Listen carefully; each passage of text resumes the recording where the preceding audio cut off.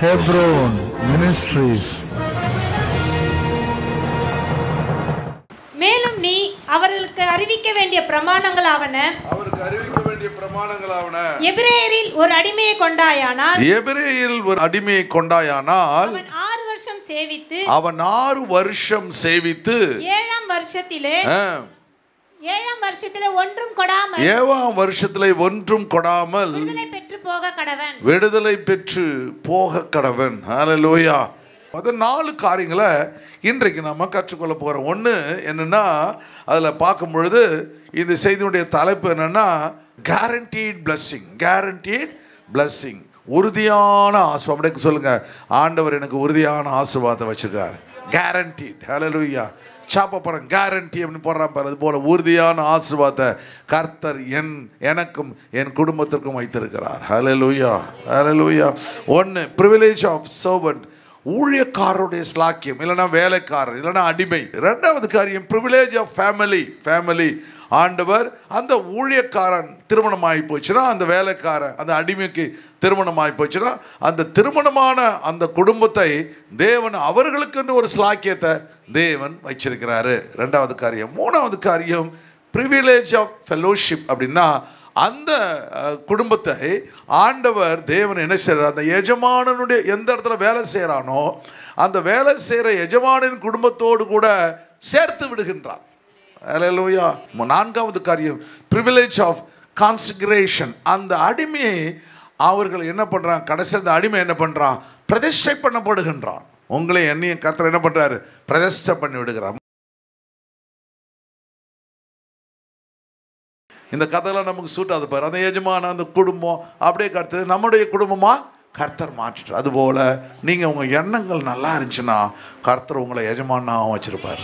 ஹல்லேலூயா. உங்களை ஒரு நாளும் கர்த்தர் கைவிடவே மாட்டார். ஹல்லேலூயா.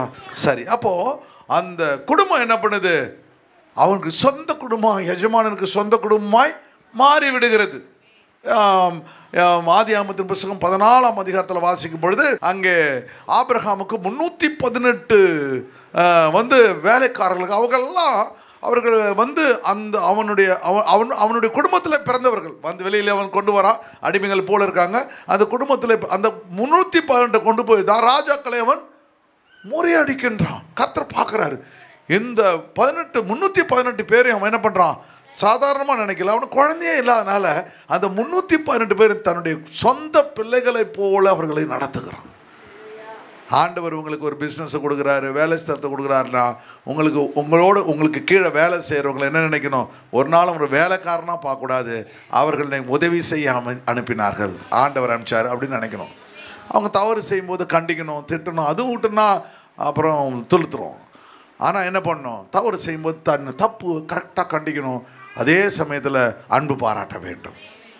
அப்போது எல்லாவற்றையும் டிசிப்ளின் மிக மிக முக்கியமான ஒன்று. அப்போ இந்த காரியங்கள்லாம் பார்க்கும் பொழுது அந்த 318 பேரும் அங்கேயே வளர்ந்ததுனால உரிமையோடு கூட ஆபிரகாம கூட ராஜாக்களோடு சண்டை போடுறான், தைரியத்தோடு சண்டை போடுறான். ஒரு பயம் இல்லை. அவனுக்கு என்ன தெரியுது, எங்களுடைய எஜமான் தைரியம் உள்ளவர்கள், ராஜாக்களை எதிர்க்கிறவருக்கு எஜமான் பண்ண கர்த்தர் எங்களை என் எஜமானோடு. அப்போ அந்த ஆபிரகாமுடைய தரிசனம் திட்டங்கள் அந்த 318 பேர்லையும் கர்த்தர் வச்சுட்டார். ஆண்டவர் சபையில் அப்படித்தான், நீங்கள் நான் இருக்கிற வைராக்கியத்தை அந்த அபிஷேகத்தை கர்த்தர் உங்களுக்கும் கர்த்தர் கொடுப்பார். ஹல்லேலூயா. நீங்கள் ஜெயித்து கொண்டே இருப்பீர்கள். 15ஆம் அதிகாரத்துக்கு வரும்பொழுது ஆதியாகமத்தில் 15:4 பாருங்க. அப்பொழுது கர்த்தருடைய வார்த்தை அவனுக்கு உண்டாகி, இவன் உனக்கு சுதந்திரவாளில் உன் கர்ப்பப்பிறப்பாக இருப்பவனே உனக்கு சுதந்திரம். அப்போ எனக்கு குழந்தையே இல்லை ஆண்டவரே, எனக்கு இஸ்மவேலுக்கு இருக்கான், அவன் எனக்கு சுதந்திரவாளினா என்ன, ஹேர், அவனுடைய சந்ததி, அவனுடைய பிள்ளையா அவன் ஏற்றுக்கிறேன் அப்படின்னு சொல்கிறான். கர்த்தர் என்ன செய்கிறாரு, இல்லைப்பா அப்படின்னு சொல்லிட்டு ஆண்டவர் என்ன பண்ணுறாரு, அவனை கொண்டு போயிட்டு வெளியில் கொண்டு போயிட்டு வானத்து நட்சத்திரங்களை பாரு, கடற்கரை மணலை பாரு, குழந்தை இல்லை, நான் உனக்கு குழந்தைய கொடுப்பேன். ஹல்லேலூயா. 1-2 இல்லைப்பா, 100 1-2 இல்லை, வானத்து நட்சத்திரத்தை போல குழந்தை கொடுப்பேன். அவன் நினைக்கிறான் தனக்கு பிறக்க போகிற குழந்தைய யோசிச்சுட்டு இருக்கிறான். அவர் என்ன நினைக்கிறாரு, உலகத்தையே அவன் கரைகளில் கொடுக்க நினைச்சிருக்கிறாரு. உன் நினைவுகள் என் நினைவுகள் அல்ல, உன் வழிகள் என் வழிகள் அல்ல. ஹல்லேலூயா. அப்போ நாம் நினைப்பதற்கும் வேண்டிக் கொள்வதற்கும் மேலா தேவன் நமக்கு நன்மைகளை கர்த்தர் செய்வார். ஹல்லேலூயா. இப்போ குழந்தையே இல்லாதவனுக்கு கர்த்தர் வானத்து நட்சத்திரத்தையும் கடற்கரை மணலையும் கர்த்தர் காண்பிக்கிறார். அப்போது அவன் கூடாரத்திலிருந்து எப்பெல்லாம் வரானோ கர்த்தர் காமிச்ச அந்த வானத்து நட்சத்திரத்தை அவன் விசுவாசித்திருப்பான். இது போல தான் எனக்கு குழந்தை பிறக்க போகுது, இது போல தான் குழந்தை பிறகு, இது போல தான் எனக்கு குழந்தை பிறக்க போகுது அப்படின்னு நினச்சி அதனால்தான் ஆண்டவருடைய வசனம் சொல்லுது, 6ஆம் வசனம், அவன் கர்த்தரை விசுவாசித்தான். he believed God. அவன் கர்த்தரை விசுவாசித்தான், அதை அவர் அவனுக்கு நீதியாயிரு. கரெக்டா, நீ விசுவாசிச்ச உனக்கு நான் தருவேன். அவன் குழந்தையே இல்லை, குழந்தை பிறக்கும். அது ஒரு குழந்தை 2 குழந்தை இல்லை, வானத்து நட்சத்திரத்தை போல பிறக்கும். ஹல்லேலூயா. கடற்கரை மணலை போல பெருகும். விசுவாசிக்கிறான் கர்த்தர் நீதியா என்று. அதுபோல் உங்கள் வாழ்க்கையில் எதெல்லாம் ஆண்டவர் தருவேன் என்று வாக்குத்தத்தம் பண்ணுறாரோ, குறைகளை பார்க்காதீங்க, நிறைவுகளை கர்த்தர் பாருங்க. ஹல்லேலூயா. 2 கால் இருக்கவன் கால் இல்லாதவனை பார்க்கணும். ஆண்டவர் நல்ல 2 காலை கொடுத்துருக்குறாரு, என்னடா வாழ்க்கை, ரைட்டு, சொல்கிறது தப்பு கிடையாது. ஆனால் உன்னை விட அந்த காலே இல்லாத போகிறதுக்கான காலே இல்லாத இருக்கிறான அவன் என்ன சொல்லுவான்? அப்போ பரவாயில்ல, ஆண்டவர் கொடுத்துருக்காரு. சைக்கிள் இருக்கிறவன் என்ன பண்ணணும்? ஆண்டவர் எனக்கு சைக்கிளை கொடுத்துருக்கிறாரு. அவனுக்கு சைக்கிள் கூட இல்லையா? சைக்கிள் கூட இல்லாத பேர் இருக்கிறான். எனக்கு சைக்கிளை கொடுத்துருக்காரு. மோட்டார் சைக்கிள் இருக்கிறவன் பரவாயில்ல, ஆண்டவர் என்ன அவனுக்கு சைக்கிளுக்கு எனக்கு மோட்டார் சைக்கிள் கொடுத்துருக்காரு. கார் இருக்கவன் என்ன பண்ணணும்? மோட்டார் சைக்கிள் கொண்டு பார்த்து அவனுக்காவது மோட்டார் சைக்கிள் கர்த்தர் எனக்கு நல்ல காரை கொடுத்துருக்காருன்னு இவன் என்ன கேட்கக்கூடாது, அவனுக்கு ஏர்கிராஃப்டை கொடுத்துருக்காருன்னு பார்க்கக்கூடாது. உனக்கு எது be content with what you ஹேவ்னு சொல்லுவாங்க. உனக்கு உள்ளதில் நீ திருப்தியார். உன்னதில் எது உனக்கு கர்த்தர் கொடுத்துருக்காரு, உனக்கு என்ன ட்ரெஸ் கொடுத்தா சந்தோஷப்பாடு. அடுத்தவன் ட்ரெஸ்ஸை பார்த்து அவ பாரு இப்படி நடக்கிறான் அப்படி சொல்லாத. அப்போ டாலரை எடுத்து காமிச்சா பார்த்தீங்களா, புது நகை போட்டால் எடுத்து தான் காமிப்பாங்க. அது ஒரு தப்பா? எவ்வளோ கஷ்டப்பட்டுமா காசு சேர்த்து வச்சு, இல்லைம்மா காசு சேர்த்து வச்சு போயிட்டு ஜிஆர்டியில் போயிட்டு அதை வாங்கிட்டு வந்துருக்காங்க, காமிக்க வேணாமா?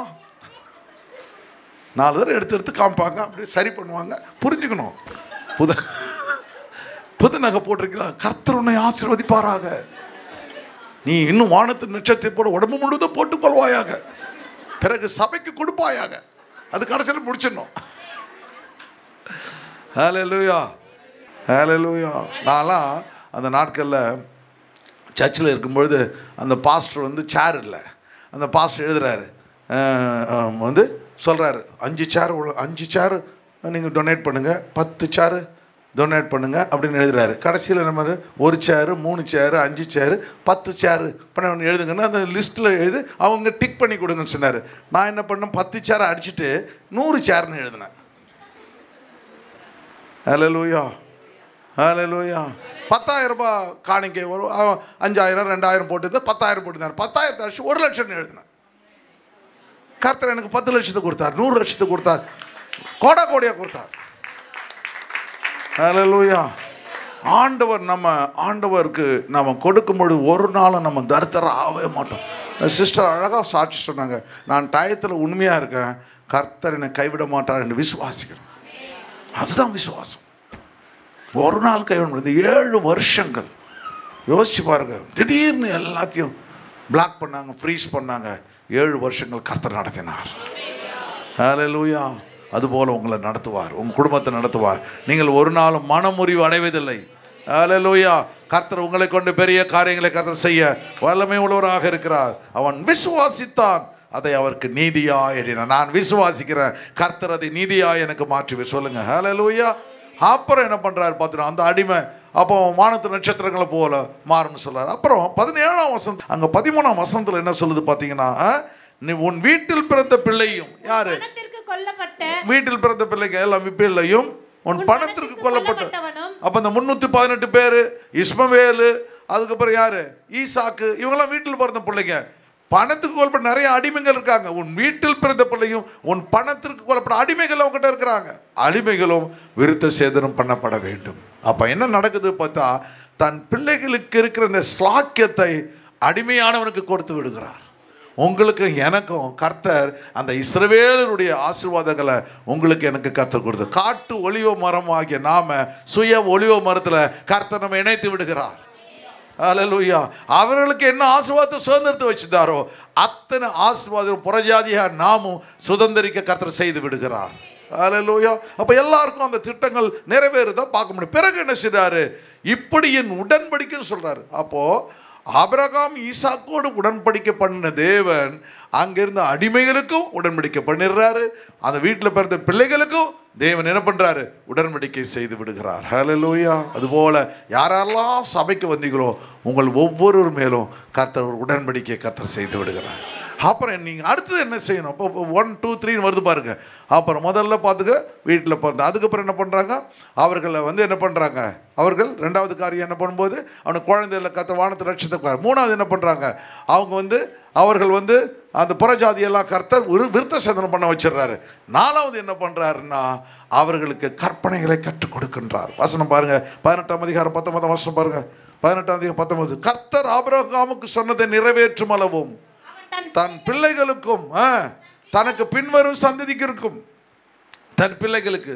அப்போ என்னென்ன ஆசீர்வாதங்களை கர்த்தர் வச்சிருக்கிறாரோ, இப்போ நீங்கள் உங்களுக்கு நான் எல்லா ஆசீர்வாதங்களும் கொடுத்துக்கிட்டே இருக்கேன். ஒவ்வொரு மாதமும் ஒவ்வொரு வருஷமும் இந்த 30 வருஷங்களில் ஒவ்வொருத்தவங்களா ஆண்டவர் ரட்சிப்புகள் நடத்துகிறார். அவர்களுக்கும் அந்த ஆசீர்வாதங்களை சுதந்திரத்துக் கொள்கிறார்கள். ஹல்லேலூயா. ஆபிரகாமுக்கு சொன்ன நிறைவேற்ற முடியும். அவன் தன் பிள்ளைகளுக்கும் தனக்கு பின்வரும் தன் வீட்டாருக்கும்.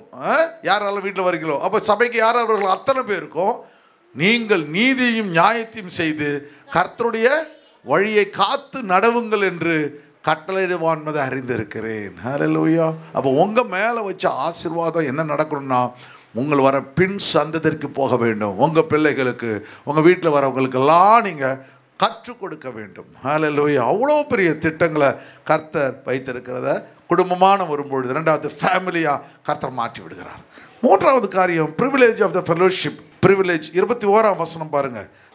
5ஆம் வசனமா சீக்கிரம் படிங்க. அந்த வேலைக்காரன் என் எஜமானின் என் பெண்ஜாதியையும் என் பிள்ளைகளையும் நேசிக்கிறேன், நான் விடுதலை பெற்று போக மனதில்லை என்று மனப்பூர்வமாய் சொல்வானானால் அவன் எஜமான் அவன் நியாயம் போதும். அந்த வேலைக்காரன் இருக்கான், அந்த ஸ்லேவ், அந்த அடிமை, அவன் சொல்கிறான் நான் என்னுடைய பெண் ஜாதி நீ எல்லாம் போகலாம்ப்பா, 6 வருஷம் ஆகிப்போச்சு நீங்கள் போயிடலாம்ப்பான்னு சொல்கிறான். அவன் சொல்கிறான் இல்லை இல்லை எஜமானே, நான் இந்த வீட்டில் நான் இருந்தேன், என்னை நீங்கள் நல்லா நடத்துனீங்க, எனக்கு எல்லாம் ஆசீர்வாதத்தை கொடுத்தீங்க, என்னை ஒரு சொந்த புள்ள மாதிரி நடத்துனீங்க, அதனால் நான் என்ன செய்கிறேன், என்னுடைய உங்களை விட்டு நான் போக மாட்டேன், என்னுடைய பிள்ளைகளெல்லாம் நான் நேசிக்கிறேன், நான் பிள்ளைகளை விட்டுட்டு நானும் போக மாட்டேன், நான் விடுதலை போட்டு போகிறது மனசு இல்லை என்று மனப்பூர்வமாக அவங்க உள்ளத்தில் ஆழத்திலிருந்து அவங்ககிட்ட சொன்னா ஆண்டவர். அப்போ எதை குறிக்கிறது அப்படின்னா ஆண்டவருடைய பிள்ளைகள் தேவனுடைய அவன் மேலே 2 பேர் இந்த எஜமான் அந்த ஸ்லேவ் மேலே அன்பு வச்சுக்கிறான். அப்போ அத்தனை நல்லா நடத்துனால்தான் அந்த ஸ்லேவ் என்ன பண்ணுறான், அடிமை அந்த எஜமானன் கூட இருக்கான். இந்த அடிமை என்ன பண்ணுறான், எஜமானன் தன்னை நல்லா நடந்ததை அவன் அறிந்து இருக்கின்றான். அதுபோல தான் நம்முடைய ஆண்டவர் உடைய அன்பு ஒவ்வொரு நாளும் நம்மை நடத்தி கொண்டு இருக்கிறது. அதை குறித்து தான் அழகாக 2 கொரிந்தியரில் 5ஆம் அதிகாரம் 14ஆம் வசனத்தில் பேதுரு ரொம்ப அழகாக எழுதுறான் பாருங்க. கிறிஸ்துவுடைய அன்பு எங்களை நெருக்கி ஏவுகிறது. கிறிஸ்துவுடைய அன்பு எங்களை நெருக்கி ஏவுகிறது. கிறிஸ்துவுடைய அன்பு love of Christ compels us, forcing us to do something அப்படின்றான் பாருங்க. compelling us, forcing us, என்னை நெருக்கி ஏவுகிறது. இந்த அந்த அந்த அந்த காலத்தில் ராஜாக்கெல்லாம் என்ன பண்ணோம், கத்தி செய்வாங்க பார்த்தீங்கன்னா, ஸ்வர்ட் செய்வாங்க. எப்படி செய்வாங்கன்னு பார்த்தீங்கன்னா அந்த அந்த அந்த இரும்பை உருக்குவாங்க, உருக்கிட்டு அப்படியே கத்தி செஞ்சால் அது இப்போ நீங்கள் நம்ம வீட்டில் இருக்க கத்தியெல்லாம் ஒரே டைமில் எடுத்து செஞ்சுது ஒரு ஒரு ஒரு இடத்த வச்சு அடிங்க, டக்குன்னு உடஞ்சி தூளாக உடஞ்சி போயிடும், இல்லைன்னா வளைஞ்சி போயிடும். ஆனால் அந்த ராஜாக்கள் கத்தி எவ்வளோ ஃபோர்ஸில் அடித்தாலும் வளையும் வரையாது, உடையும் உடையாது. ஏன்னா அந்த கத்தி செய்யும் பொழுது அந்த கத்தியை எப்படி செய்வாங்கன்னு சொன்னால் செய்வாங்கன்னு சொன்னால் பெரிய பெரிய அந்த ரொம்ப அந்த அந்த காலத்துடைய கத்திகள்லாம் பற்றிய ஹிஸ்ட்ரியை நான் ஒரு தடவை படித்தேன். அது எப்படி செய்வாங்களாம் அப்படின்னு சொன்னால் அதில் உருக்குவாங்களாம், அந்த உலைக்காலத்தில் உருக்கிட்டு மிளகு தண்ணியில் வைப்பாங்களாம், மறுபடியும் உருக்குவானாம், மறுபடியும் தண்ணியில் வைப்பானாம். இப்படி அடித்து நிறைய நாட்கள், அவ்வளோ நாட்கள் கொஞ்சம் கொஞ்சமாக அது போகும்போது அதோடைய டெம்பர், அதோடைய இது பயங்கரமாக பவர்ஃபுல்லாக ஆகிடுமா, ரொம்ப வலிமை உள்ளதா மாறுமா. எத்தனை முறை அடித்தாலும் எவ்வளோ பெரிய சண்டை போட்டாலும் அந்த கத்தி உடையாது, வளையாது, அவ்வளோ பவர்ஃபுல்லாக ஆகிடுமா. அதுபோல் ஆண்டவர் எவ்வளோ உபத்திரவத்தை பவுலுக்கு கொடுக்குறார். எக்கச்சக்கமான உபத்திரவத்தில் அவனை என்ன பண்ண உருவாக்குற ஒரு கத்தியை, ஒரு வாளை எப்படி உருவாக்குறான், அதுபோல் தேவன் என்ன பண்ணுறாரு, அவனை உருவாக்கும்பொழுது அவன் பார்க்குறான், இந்த உலைக்களத்தில் எப்படி ஒரு கத்தி உருவாக்கப்படுவதோ கர்த்தரை அதுமாரி உலைக்களத்தில் உருவாக்குறாரு. ஆனால் என்னுடைய உருவாக்குதல் அந்த இயேசுவுக்கு சமமாக இல்லை. ஹல்லேலூயா. கிறிஸ்துவுடைய அன்பு என் அன்பை பார்க்கலாம் அதிகமாக இருக்குது. எனக்காக அவர் அவமானப்பட்டார், ரத்தம் சிந்தினார், என்னை அவர் விலை கொடுத்து வாங்கினார் அப்படின்னு சொல்லி கிறிஸ்துவின் அன்பு என்னை ஏவுகிறதுனால, ஆண்டவர் எனக்காக மறுத்ததுனால அவருடைய பிள்ளையாய் வாழ்வதில் நான் மிகவும் சந்தோஷம் அடைகிறேன். ஹல்லேலூயா, ஹல்லேலூயா. அதனால் சொல்கிறோம் 15ஆம் வருஷத்தில் பிழைத்திருக்கிறவர்கள் இனி தங்களுக்கென்று பிழைத்திராமல் தங்களுக்காக மரித்த எழுந்தவருக்கென்று பிழைத்திருக்கும்படி. அப்போ நம்ம உயிர் வாழறது எல்லாம் ஆண்டவர் சொல்லும், ஆண்டவரே நான் வாழற வாழ்க்கைலாம் எனக்கு இல்லை ஆண்டவரே, உமக்காக ஆண்டவரே. ஹல்லேலூயா. நான் சாப்பிட்ற சாப்பாடு கிடைக்கிற பலன் ஆண்டவரே, உமக்காக ஊழியம் செய்வதற்கு ஆண்டவரே. ஹல்லேலூயா. இப்போ ஆராதனை நாட்டம் பண்ணுறதுக்கு கஷ்டமாக இருக்குது நமக்கு, அதுக்கப்புறம் ஊழியம் வேறு செய்யணும், அதுக்கு மேலே உபத்திரவத்தை தாங்கணும். இது அடுத்த நிலைகள் இருக்குது. இருந்தாலும் கூட நம்ம என்ன சொல்லணும், ஆண்டவரே நான் பிழைத்திருக்கிறதுக்கு உமக்காக பிழைத்திருக்கிறேன். இப்படி நீங்கள் சொல்ல தேவன் என்ன பண்ணுவார், உங்களுக்கு ஒரு பெரிய விடுதலையை கர்த்தர் கொடுப்பார். ஹல்லேலூயா. கடைசி வசனம் பாருங்கள், 17ஆம் வசனம். இப்படி இருக்க ஒருவன் கிறிஸ்துவுக்குள் இருந்தா, நீ கடைசி வரையிலும் ஆண்டவரோடு கூட இருந்தா, ஆண்டவர் வசனம் சொல்லுது, புது சிருஷ்டியாக இருக்கிறான். ஹல்லேலூயா. New creation. புது சிருஷ்டினா என்ன அர்த்தம் அப்படின்னா, ஒவ்வொரு நாளும் ஆண்டோட சமூகத்தில் நீங்கள் தரித்திருக்க எவ்வளோ பெரிய பண கஷ்டங்கள், எவ்வளோ பெரிய மன கஷ்டங்கள், எவ்வளோ பெரிய வியாதிகள் இருந்தாலும் ஒன்றுமே செய்யாமல் ஒரே நிமிஷத்தில் கர்த்தர் சுகத்தை கொடுத்து விடுகிறார். ஹல்லேலூயா. அதனால தான் ஒரு டைம் இயேசுவை ருசிச்சு பார். ஹல்லேலூயா. அவர்கிட்ட ஜெபம் பண்ணு, கர்த்தர் எல்லாவற்றையும் மாற்றுவார். ஹல்லேலூயா. அப்போ என்ன பண்ணும், எல்லார்ட்டையும் சொல்லணும், பா கர்த்தர் சுகப்படுத்துறார், நீ ஆண்டவரை ஏற்றுக்க, உன்னுடைய வாழ்க்கையில் கர்த்தர் சுகத்தை கொடுப்பார். எவ்வளோ வியாதிகள் மறைஞ்சு போயிருக்குது, எத்தனை கட்டுகள் மறைஞ்சு போயிருக்குது. ஹல்லேலூயா. அப்படி சுகத்தை கொடுக்குற ஒரு தேவன் உங்களோடு கூட இருக்கிறார். ஹல்லேலூயா. அதனால் புது சிருஷ்டியாய் கர்த்தர் மாற்றிட்டார். அந்த பழசெல்லாம் மறந்து போயிடுது. கர்த்தர் புது சரீரத்தை, புது அபிஷேகத்தை தேவன் நமக்கு தருகிறதை பார்க்க முடியும். சரி, இன்னும் ஒரு வசனம் இருக்குது, 4வது பாயிண்ட் போயிடலாம். 21ஆம் வசனம் பாருங்கள். 21ஆம் வசனம் பாருங்கள். 21ல் 6ஆம் வசனம் முடிக்க போகிறோம். 20 அழைத்து கொண்டு போய் நியாயப்படுத்தி இப்போ அவன் சொல்கிறான், நான் உங்களோட இருந்துடுறேன் அப்படின்னு சொல்கிறான். சொன்ன உடனே என்ன பண்ணுறாரு கர்த்தர், அந்த குடும்பத்தில் ஒரு ஐக்கியத்தை, அதான் ஃபெலோஷிப், ப்ரிவிலேஜ் ஆஃப் ஃபெலோஷிப், அவன் குடும்பத்தில் ஒரு ஐக்கியமாக மாறிடுறான். கவலைப்படா, நீ என் கூட இருந்து, நான் எங்கேயும் போகல எஜமா, உங்களை நான் நேசிக்கிறேன், நீங்களே என்ன நேசிக்கிறீங்க, நான் கடைசி வரல. இது எதை குறிக்கிறது, சபையினுடைய ஐக்கியத்தை குறிக்கிறது. ஹல்லேலூயா. எத்தனையோ நாள் அங்கங்கே அலைஞ்சிட்டு இருந்தேன், கர்த்தர் எனக்கு சபையை கொடுத்தாரு, ஒரு ஐக்கியத்தை கொடுத்தார். ஹல்லேலூயா. அப்போது ஆண்டவர் 4வது காரியம் என்னென்னா, ஆண்டோடைய வசனம் சொல்ல ப்ரிவிலேஜ் ஆஃப் கான்சிக்ரேஷன். அப்போ அந்த எஜமானிக்கிறான், என் கூட இருந்துடுறியாப்பா, ஆமாம் இருந்துடுறேன். அப்போ அந்த அடிமையை அவர் என்ன பண்ணுற, கான்சிக்ரேட் பண்ணுறாருன்னா பிரதிஷ்டை பண்ணுகிறான். ஹல்லேலூயா. நீங்கள் ஆண்டோடைய சமூகத்தில் வரும்பொழுது கர்த்தர் என்ன பண்ணுறாரு, பரிசுத்த ஆவியினால் உங்களை பிரதிஷ்டை பண்ணுறாரு, ஞானஸ்தானத்தில் உங்களை பிரதிஷ்டை பண்ணுறாரு, ஊழியத்தில் உங்களை பிரதிஷ்டை பண்ணுறாரு. ஹல்லேலூயா. கான்சிக்ரேட் பண்ணுறாரு. 4வது காரியம். அப்போது அவன் சொல்கிறான் பாருங்க, அவனை கதவின் அருகேயாவது, அப்போ கதவின் அருகே, நானே வழியும் சத்தியம் ஜீவனமாக இருக்கிறேன், என்னாலே என்று ஒருவனும் பரலோகத்துக்கு வர முடியாது. ஹல்லேலூயா. தான் கதவு நிலையை காமிக்கிறார். ஒரு ஆள் இருந்தவனா அந்த ஆள் உடன்படிக்கை பண்ணணும்னா அவன் ஆண்டு விட்டு வர வேண்டும், வழியாகிய இயேசுக்கிட்ட வர வேண்டும். அப்போது என்ன பண்ணுறாரு, அவனை கொண்டு போய்ட்டு கதவு நிலைக்கு கொண்டு போய், நீங்கள் எல்லாம் காது குத்தி கமல் போட்டிருக்கீங்களே, எப்படி உங்களுக்கு கமல் போட்டாங்க, கம்பியில் குத்தினாங்க, அப்புறம் அப்படியே டக்குன்னு போய் கம்பியில் குத்திட்டாங்களா, என்னம்மா அப்படியே குத்திட்டு அப்படியே மாட்டாங்களா, ஏம்மா இப்படி காது இருக்குமா, இப்படி குத்துறா காது வளையாதா, கண்ட இடத்துல போயிடாதா. ஆனால் நீ கவனிக்கல, என்ன கவனிக்கலன்னா, அந்த ஆசாரி என்ன பண்ணுவார், ஒரு கட்டை வச்சுருப்பார், அந்த கட்டையை அந்த காதில் பின்னாடி வச்சுருவார், வச்சுட்டு அதுக்கு மார்க் பண்ணி, இப்போ ப்ரெஸ்ஸிங் டைப் போச்சு, இப்போ லேட்டஸ்ட் வேறு பாரு. அந்த காலத்தில் எப்படி பண்ணுவாங்க, அப்படி பாருங்கள், அந்த கட்டையை வச்சு அந்த கட்டையில் என்ன பண்ணுவாங்க, அன்றைக்கி அந்த ஆணியில் போடுவாங்க, இப்போ ஒரு த்ரெட்டில் போயிட்டு பிறகு ஒரு சின்ன மைனூட் இதை உள்ளே சொருகி விட்ருவாங்க. அது கொஞ்ச நாள் இருந்து அப்படியே கருத்து போய் ஹோல் ஆகிடும். அப்போ அந்த கட்டை என்ன பண்ணுறது, அதில் வச்சு அதை என்ன பண்ணுறாங்க. அப்போது ஆண்டவர் சொல்கிறார் ரொம்ப அழகாக, அந்த அடிமையை நீ என்ன எடுத்துகிட்டு போகணும், நேராக கதவு இடத்துல எடுத்துகிட்டு போ. ஏன், நான் தான் வழியும் சத்தியம் ஜீவனமாக இருக்கிறேன், என்ன இல்லாமல் ஒருவனும் பரலோகத்துக்கு பிரவேசிக்க முடியாது. ஹல்லேலூயா.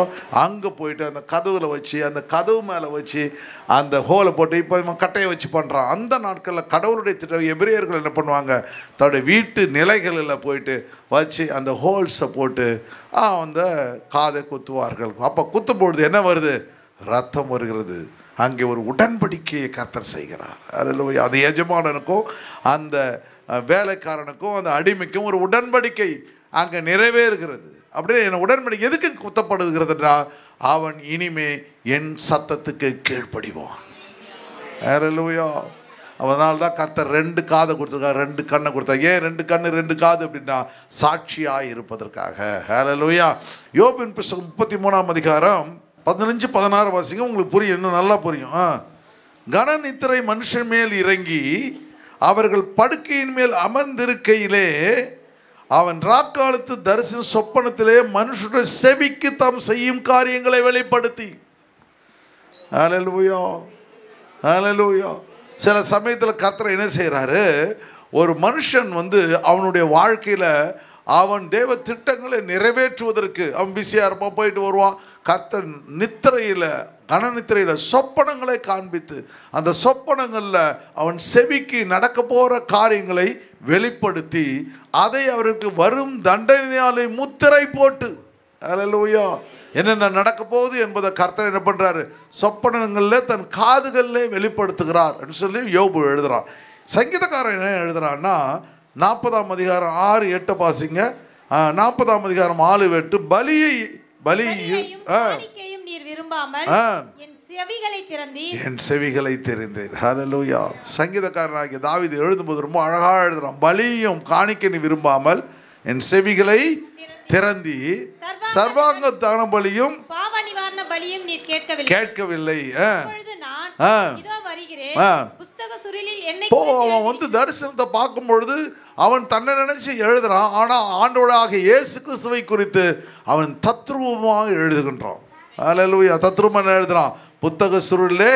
அப்ப பிதாவாகிய தேவன் குமாரனுடைய செவிகளிலே உடன்படிக்கை பண்றார். என்ன பண்றாரு, நீ என்ன செய்ய வேண்டும், நீ உன்னை நீ பூலோகத்துக்கு போக வேண்டும், மனுஷகுமாரனாய் அவதரிக்க வேண்டும், பிறகு மரித்து பரலோகத்துக்கு வர வேண்டும் என்ற பெரிய திட்டங்கள் அவன் செவிகளிலே அவருக்கு வெளிப்படுத்தப்படும். புத்தக சுருளை குறித்து எழுதியிருக்கிறதே என்று ஆண்டவர் தேவனே வாசிங்க, உமக்கு பிரியமானது செய்ய விரும்புகிறேன், பிரியமானது செய்ய விரும்புகிறேன். நீங்கள் என்ன சொல்லணும், ஆண்டவரே நான் அடிமையாக இருந்தேன், புறஜாதியாக இருந்தேன், ஆண்டவரை அறியாமல் இருந்தேன், கர்த்தர் முன்னோடுடைய பாரம்பரியத்தை செஞ்சிருந்தேன், கர்த்தர் எனக்கு சபையை கொண்டு வந்தீரு, குடும்பத்தை கொடுத்தீரு, நானும் ஆண்டவரே என்னுடைய குடும்பமும் எஜமான உம்மோடு கூட ஐக்கியமாக இருக்கிறோம், என்னோடு கூட உடன்படிக்கை நீ செய்துவிட்டு இன்றைக்கு நான் உமக்கு பிரியமானதை செய்ய விரும்புகிறேன். ஹல்லேலூயா. உமக்கு பிரியமானதை செய்ய விரும்புகிறேன். உமது நியாயப்பிரமாணம் என் உள்ளத்திலே, ஒவ்வொரு நாளும் வசனத்தை கேட்குறேன், அந்த வசனத்துக்கு இனிமேல் நான் கீழ்ப்படியுமே ஆண்டவரே என்று பொருத்தனை செய்யும் பொழுது கர்த்தர் தேவ திட்டங்களை நம்ம வாழ்க்கையில் நிறைவேற்றுகிறார். 4 காரியங்களை கர்த்தர் இன்றைக்கு நமக்கு கற்றுக் கொடுத்தார். ஒன்று என்னென்றால், ஆண்டவர் தேவனுடைய இந்த ப்ரிவிலேஜ் ஆஃப் சர்வன்ட், ஒரு அடிமை இல்லைன்னா ஒரு ஊழியக்காரனுடைய ஸ்லாக்கியம். ஹல்லேலூயா. உங்களுக்கு கர்த்தர், எனக்கும் கர்த்தர் விடுதலை என்ற ஒன்றை கர்த்தர் நியமித்திருக்கிறார். 2வது ப்ரிவிலேஜ் ஆஃப் ஃபேமிலி, நம்முடைய குடும்பமாய் அவருடைய சமூகத்தில் ஆண்டவர் தேவன் கொண்டு சேர்த்து எஜமானனோடு கூட வாழ கர்த்தர் இரக்கம் பாராட்டி இருக்கிறார். 3வது காரியம், அந்த குடும்பத்தில் கர்த்தர் நமக்கு ஒன்று ஐக்கியத்தை கர்த்தர் கொடுத்திருக்கிறார். 4வது காரியம், கர்த்தர் நம்மை சபையில் நம்முடைய குடும்பத்தில் அந்த எஜமானனோடு பிரதிஷ்டை பண்ணி இருக்கிறார். ஹல்லேலூயா.